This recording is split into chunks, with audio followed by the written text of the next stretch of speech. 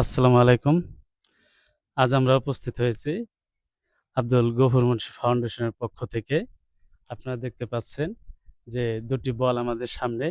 আপনারা জানেন আব্দুল গফুর মুন্সি ফাউন্ডেশন বিভিন্ন ধরনের উন্নয়নমূলক কাজের পাশাপাশি খেলাধুলায়ও তারা অগ্রণী ভূমিকা পালন করছে। সেই সুবাদে আজ দুটি বল চরভদ্রাসন বালিয়াডাঙ্গির গ্রামের যুবকদের মাঝে তারা বিতরণ করছে এবং এই বল দুটি তুলে দেওয়া হচ্ছে এই বালিয়াডাঙ্গির যারা যুব সমাজ আছে তাদের হাতেই। তাদের প্রতিনিধি হয়েছে আমির হোসেন।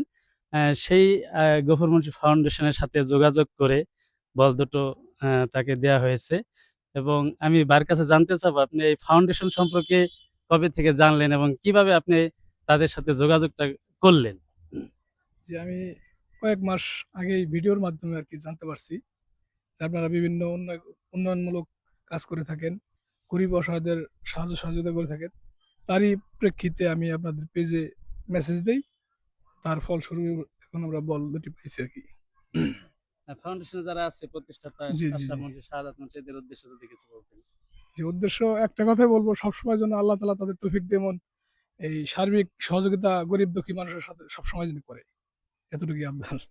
ধন্যবাদ আমির হোসেনকে। সে অনেক সুন্দর কথা বলেছেন যেন খেলাধুলার পাশাপাশি যে কোনো গরিব অসহায় মানুষের পাশে যেন এই গফুর মুন্সি ফাউন্ডেশন সবসময় লেগে থাকতে পারে।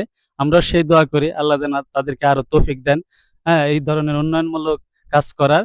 আজ এই পর্যন্তই। ধন্যবাদ। সবাই ভালো থাকবেন, সুস্থ থাকবেন।